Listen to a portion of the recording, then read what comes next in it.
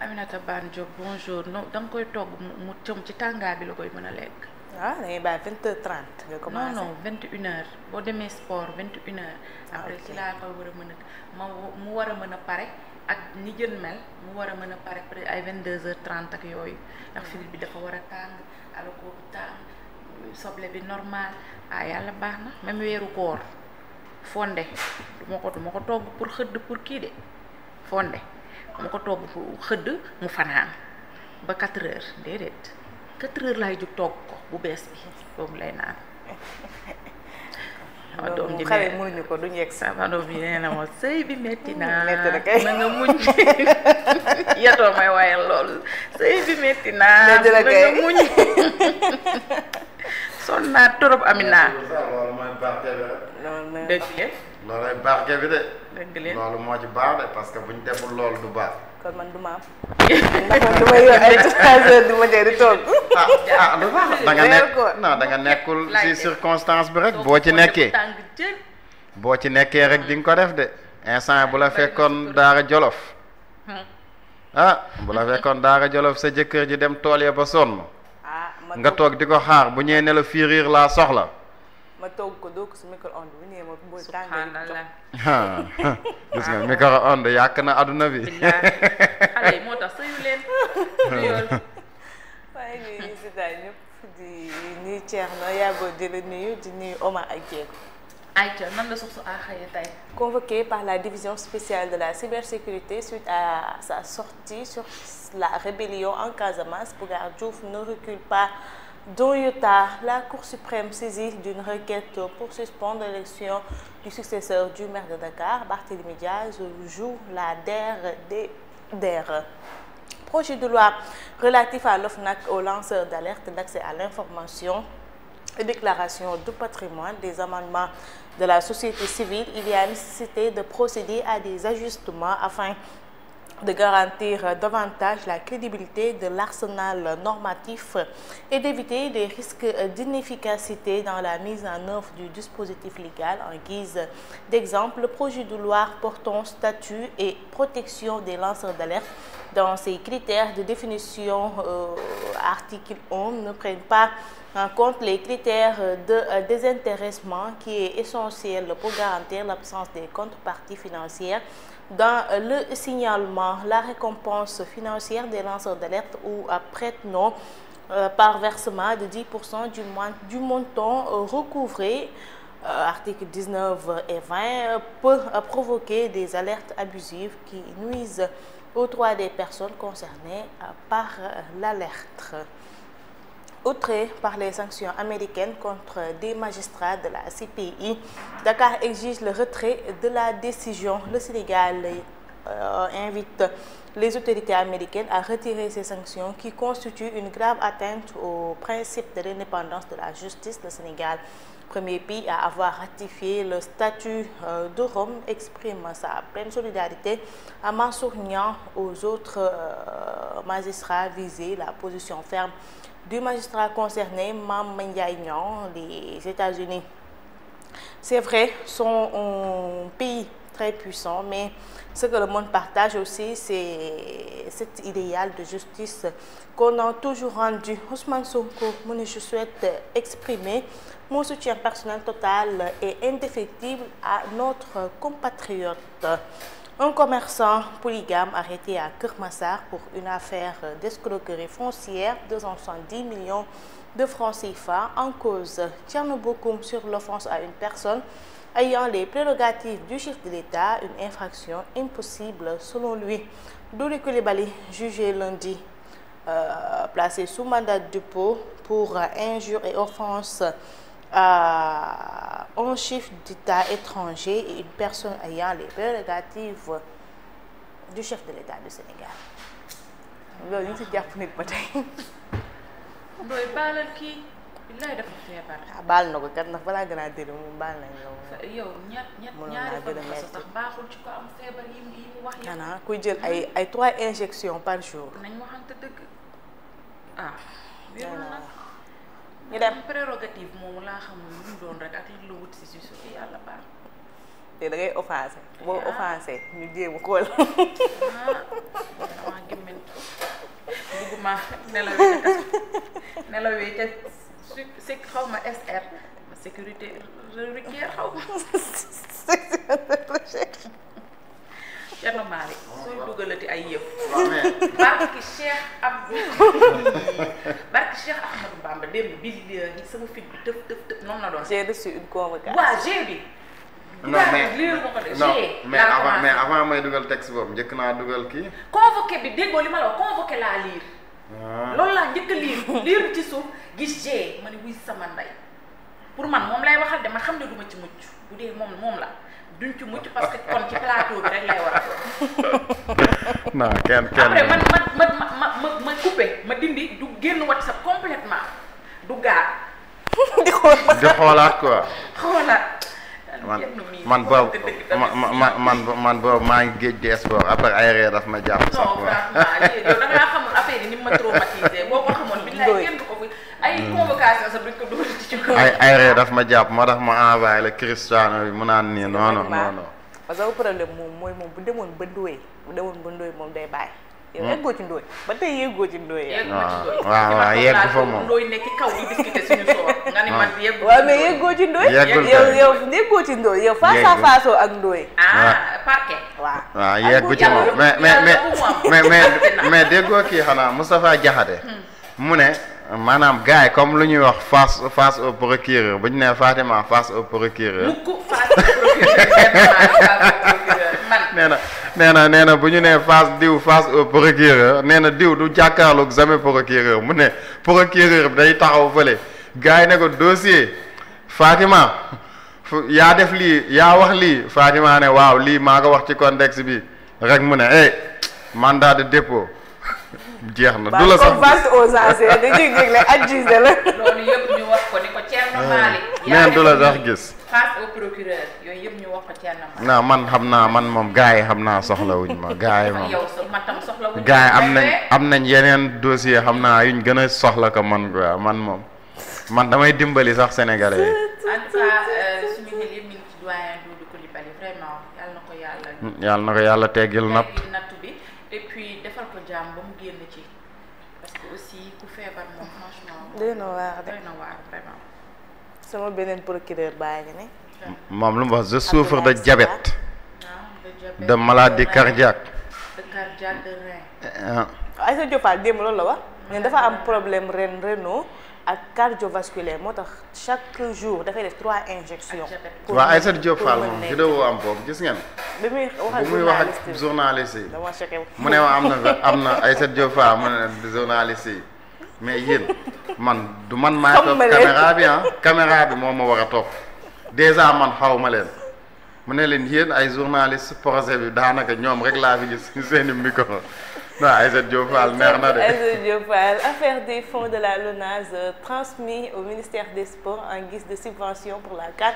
L'enquête s'oriente vers Matar Ba. Son ex-DC a dit aux enquêteurs ignorer totalement la destination des 350 millions de francs CFA reçus en plusieurs versements qu'il a entièrement remis. Ibrahima Ndaw placé sous contrôle judiciaire en même temps que Abdoulaye Kairé, DG de Junior Trading, et El Hadji Djibi Ndiaye, directeur des finances de la LONASE, qui a tiré à boulet rouge sur l'auteur du rapport d'audit. Affaire François Mancabou, un troisième policier interrogé. Un témoin clé livre de nouveaux éléments. Affaire du marché d'armement de 45 milliards de francs CFA, suivi d'un rapport de la CENTIF sur des opérations suspectes. Le parquet financier frappe dans le tas. Qui est Abdoulaye Sylla, moi procureur parquet financier. 3 arrestations enregistrées à la DIC après une délégation judiciaire d'information judiciaire confiée au juge. Des premiers et troisième cabinets financiers, les enquêteurs effectuent une perquisition à l'immeuble Océan, au siège de la TCI, la société de Petit Boubé, qui a quitté le Sénégal tout juste après l'élection présidentielle. Plage de la Cour de cassation, 3 homosexuels surpris nuitamment dans l'eau en plein ébat. Sauvés de justesse du lynchage, ils sont en garde à vue au commissariat du Point E. ñi dañ leen a war a dóor ñu leen jàpp dañ leen war a bàyyi ñu ciy dóor leen. diffamation, discours contraire aux bonnes mœurs, insulte via TikTok, Seydina Issa Diène arrêté par la DSC en plus de graves accusations infondées. Il est allé jusqu'à qualifier le daïra du guide religieux Serigne Issa Thiaw qui a porté plainte de Alxuraan Cuxuru asafula. baax na rek moom rek lañ gis waaye fii ñu fiy saaga suñu sëriñ si bëri nañ de. Tribune. Calvaire des inondations, la situation s'aggrave à Touba. Les pluies de mercredi ont rendu la situation plus compliquée. Le bassin de Darou Rahman s'affaisse, augmentant les dégâts. Les habitants appellent au secours et au pompage d'eau. Le Forum du justiciable exprime sa profonde stupéfaction. Mairie de Dakar, sursis à exécution, Barth saisit la Cour suprême. Tribunal de Dakar, le journaliste Doudou Coulibaly envoyé en prison. Ñu dem. L'observateur François Mancabou, l'enquête s'emballe, révélation sur une instruction tambour battant même le week-end pour percer le mystère de cette mort en garde à vue. Le juge du deuxième cabinet convoque une dizaine de personnes, des policiers de la sûreté urbaine de Dakar en première ligne. Un rapport d'autopsie du médecin légiste établissant les causes probables de son décès, les procès-verbaux de la DIC retraçant les conditions des témoins et la chronologie des faits ainsi qu'une vidéo montrant son évacuation à l'hôpital principal quelques minutes après l'incident versé au dossier. Bougar Diouf sur sa convocation à la cybersécurité ce vendredi, je ne reculerai pas d'un iota. Unité nationale, Casamance Sonko, le responsable politique dit maintenir ses propos explosifs. Crime sexuel présumé, Serigne Assane Mbacké ici. Face au juge, le renvoi en chambre criminelle et la date du procès. Appel à candidature, l'OFNAC entre promesses de rupture et crainte d'habillage. Un comité encore mystère pour trier les prétendants au poste de président. Évidence, 86 jours de détention sans audition. La défense de Mansour Faye dénonce une procédure vide. banque naa la baax waay Doudou Coulibaly Ndiaw Fall sollicite la clémence. Ñu dem Rewmi Quotidien, sanction des États-Unis contre le magistrat Niang. CPI, la réponse ferme du Sénégal. Ousmane Sonko félicite Diomaye. Le juge Niang mu ne nous resterons debout et servirons la justice pénale internationale. Rencontre entre le PM et le patronat, les fortes propositions du MEDES. Le Soleil, formation professionnelle, transfert de compétences. Le Sénégal et le Japon signent un mémorandum. Cet accord scellé en marge de la TICAD 9 à laquelle a participé le chef de l'État prévoit la construction d'une annexe du CFPT Sénégal-Japon à Diamniadio. Le président Bassirou Diomaye a également accordé des audiences à des industriels nippons et reçu la communauté sénégalaise du pays du soleil levant. Ñu def Yor-Yor, Sénégal-Japon, investissement en marche. Le président Diomaye attire les géants japonais au Sénégal. Lettre ouverte à Madame Melania Trump par Diama Badiane. Ñu def Sud Quotidien, sanctions américaines contre Mame Ndiaye Niang, la CPI de la CPI. L'État s'érige en bouclier. L'UMS adopte la posture des autorités. 18,6 millions d'habitants, l'urgence d'éduquer, d'employer et de protéger ce que l'État doit aux générations. Relance économique et réforme fiscale, Sonko exhorte le secteur privé à soutenir le Jubbantikom, adoption des projets de loi sur la transparence et la redevabilité, ici la société civile en mode réajustement. Ñu dem Enquête, contentieux et dossiers internationaux. L'expertise locale délaissée, Juan Branco dénonce le choix du cabinet français Gide au détriment des avocats sénégalais. Les honoraires des cabinets étrangers peuvent atteindre 1 000 € par heure. Certains spécialistes relativisent la complexité et la localisation internationale des dossiers justifierait ces choix. États-Unis vs ces pays, l'État exige le retrait des sanctions, lutte contre la corruption. La société civile monte au créneau. Affaire mairie de Dakar, Barth demande un sursis à l'exécution. Ñu dem. Les Échos. OFNAC, lanceur d'alerte, accès à l'information et déclaration de patrimoine. La société civile alerte et recommande absence de déclaration de patrimoine du président en fin de mandat. La Commission nationale d'accès à l'information n'est pas équilibrée, privilégier le désintéressement pour garantir l'absence de contrepartie financière aux lanceurs d'alerte. Élection d'un nouveau maire pour la ville de Dakar. Barth veut freiner le pouvoir dans son forcing. Il a saisi la Cour suprême pour surseoir à l'élection. La haute juridiction peut-elle se réunir avant lundi? La main lourde du juge Fatou Kiné Cissé condamné à un an ferme. yow ceex na ki laa doon wax sànq. waa gis naa ko. ferme. un an waay. ferme kay. Ferme. li mu wax dafa rëy kii yi mu wax yëpp bu pare sañ sa ba mel ni panaa dem toog di def say révélation di révélé. waaw di révélé nii man Sénégal léegi ku toog naan maa ngi ci dossier moo doon wax ci sécurité bi Diomaye bi quoi. moom la di wax ci sécurité Diomaye naan dañ koo infiltré un an. nañ ko xoolaat rek. un an parce que moom procureur déjà 6 mois la 6 mois la waxoon. waxoon juge bi moom Ouais, la juge bi def yóbbu un an ko. ferme. mais dafa c'est grave. parce que te loolu amul même ci benn preuve. même loolu c'est rare hein.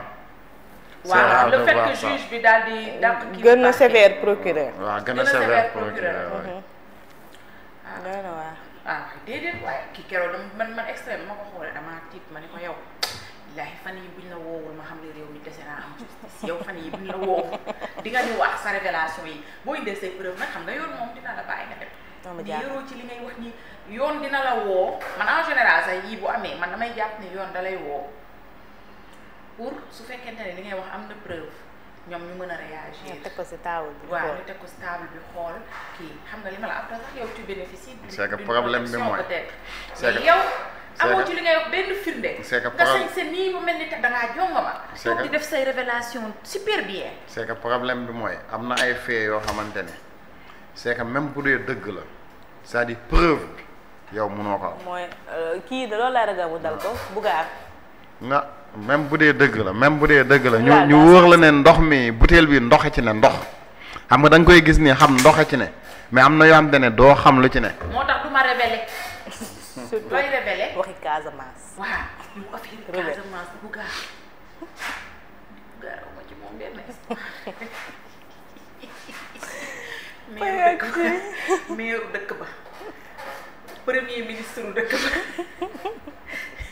waxi Casamance nga xam ni dafa sensible man damay am éphéméride ñetti Casamance yu tegaloo benn laa siy wax ndax ragal pour te dire sama ragal yegg na foofu yow nga jël sa temps wax leen li wax dëgg bind ci lañ cee bind. ba ñëpp pare rek. waa naan je ne bouge je ne reculerai deux temps di enfoncer bopp boppam. bul reculer bàyyi xam après on verra ba xam c'est politique wala. Point actu CHAN 2025, le Sénégal déjà assuré d'une prime de 290 millions de francs CFA. Afrobasket, selon Desseignan Diop, les Maliens sont nos frères, mais une fois sur le terrain, c'est la compétition.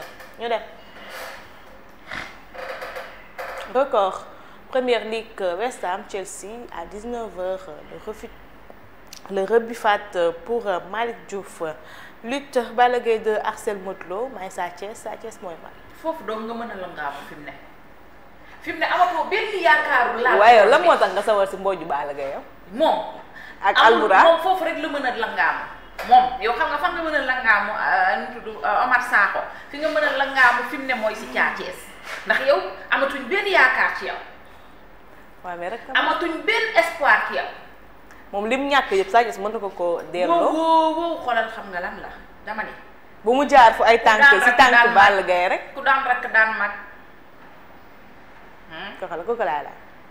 waaw ku daan rakk daan mag waaw la kon bu ma wax li ma wax su daanoon ko laay ma ne ko kon mën naa fayul magam partout waaye nag kaay ma xamal la dara nag la woon dina de Alaaji ki ngay jël di ko wëlbati du kii de kii imam la. waaw moom imam ba sa imam dina ngeem. acca Diego. waaw imam moom du ngeem. xam nga imam dana ngeem. te Balla de kii dina ko jëf yoo xam ne. bu yeboo fi mu ne nii moom li kooku noonu demoon ci waa woon naan fi mu ne nii moom fi mu ne nii damaa kontaan. lekk naa ba suur mère bi. waaye Balla fi mu ne nii moom fi mu ne nii amoo benn espoir ci waa ji rek nga ko mën a yaakaar mu naan Sa Thiès ay man maay Sa Thiès te ngeen éliminer seen couronne jimbo boobu kii soxlawu ko. jawati ji yóbbuti ngeen favori bi aci jël leen lépp. seen couronne boobu. jéego ñu dem tarkindaa bi soxlawu ko. wala jeex na tarkindaa soxlawul couronne bi couronne day am lu muy àndal ànd ak dara téye leen ko. dëkk bi daa mais bloqué leen seen couronne dëkk bi daa metti te ñu tëgg seen ba pare na